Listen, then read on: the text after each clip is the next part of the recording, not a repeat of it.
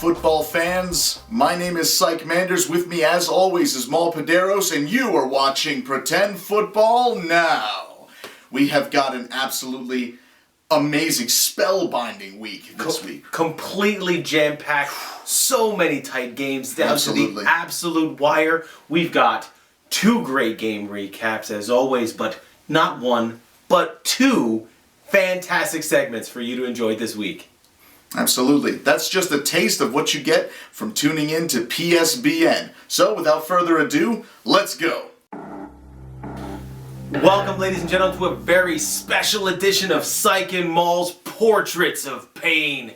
We had some major injuries this week, so let's check in on how the players are doing. First to Baltimore to hear from Steve Smith Sr., whose season and career are both over. Steve, how's it going? Oh dear, that is sad. Well, now to Pittsburgh Community Memorial and Le'Veon Bell. Mr. Bell, take it away. Goodness, that sounds just awful. Oh. Well, I hear Reggie Bush is also wallowing in anguish currently. Reggie, how are you, buddy?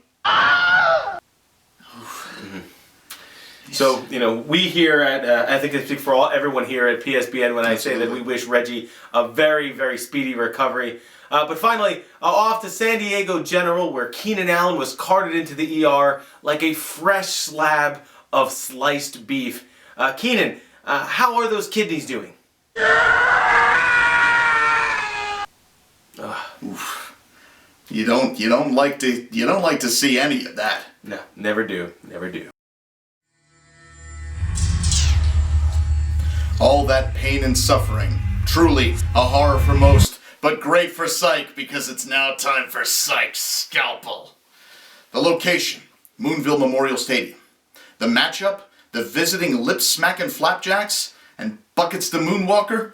The outcome, the Flapjacks ooze their way past the Moonwalkers 60-59. Coach Shooter put all his eggs in one bucket, betting heavily on the Detroit Lions. Matt Stafford, Eric Ebron, and Calvin Johnson. Combined, the trio of terror only managed to put up 26 very disappointing points. That and Ronnie Hillman's 19 points set the stage, Buckets leading by 13 going into Monday night.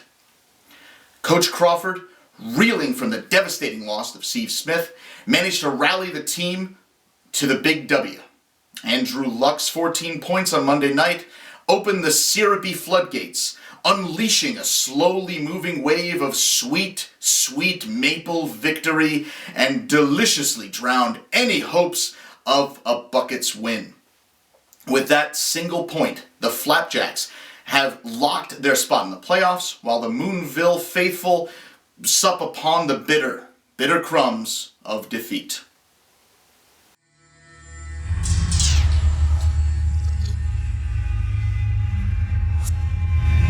And this week in our player spotlight, we have a fantastic guest. I'd like to welcome Mr. Todd Gurley to the show. Mr. Gurley, welcome to PSBN. Well, I'm just tickled pink to be on your big old fancy TV, Mr. Paderos. Why, I feel like the belle of the ball. That can't be his voice. I'm told that's his voice. So, since joining the Lakehurst Dirigibles via trade, you've posted some fine fantasy fare. Yes, to what do you owe this run of success? Well, a lady never tells, but I will say that as long as I get handed that old dirty pigskin, I'll keep on moseying down that field and turning all the fine young gentlemen's heads. Do you find that the Lakehurst Dirigibles are a better fit than your old team, the Cooter Institute Beavers? Well, I will say, while Colonel Greg Cooter is a fine gentleman, Paul Medeiros handles me with the velveteen touch of a true southern dandy. Suffice it to say, he's a gentleman who knows the difference between silk and velvet, if you know what I mean. What can the NJC, FFL, and all of Pretend Football expect out of you for the remainder of the season? Well, I'm sorry, but all that talk of Coach Medeiros is giving me a powerful case of the vapors. Y'all just keep them eyes on little number 30, I do declare. Mr. Gurley, it was a delight talking to you. Thank you so very much, and we'll be sure to check in later on this season. Have a blessed day.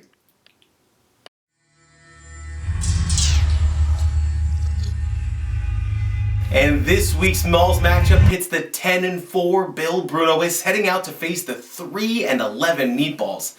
The storyline of this matchup was, could the Meatballs get on a hot streak, turn their season around, and catch the faltering Not Very Goods for third place in the division? Or would the Bill Brunoists continue their suck-it parade through all comers? Odell Beckham Jr. led all scorers with 41 points for the Meatballs, and Dan Bailey and Frank Gore added 12 each. The Brunoists had some great results as well. I mean, A.J. Green scored a delightful 30, and Mr. Fair and Final +1 himself, Brandon Marshall, chipped in an additional 21. In the end, there was but one man who held the key. Eli Manning played like a man possessed, passing for a huge 6 touchdowns and over 350 yards to power the Meatballs to... Wait, what? What? He didn't start him?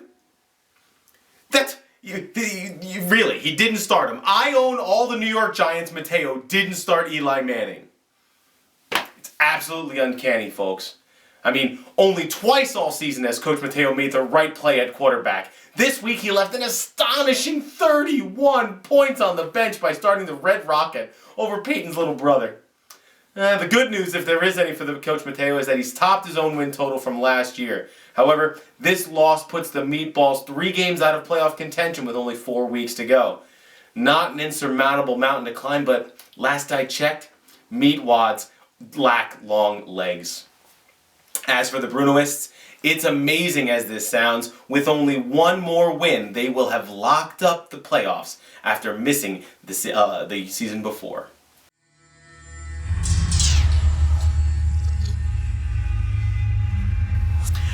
Well, Maul, it's been an absolutely spellbinding week of pretend football. Let's get your word of the week right now. Horrific. Horrific, indeed, like many of the injuries sustained by some of the strongest players in the league. So from all of us here at PSBN, this has been Pretend Football Now.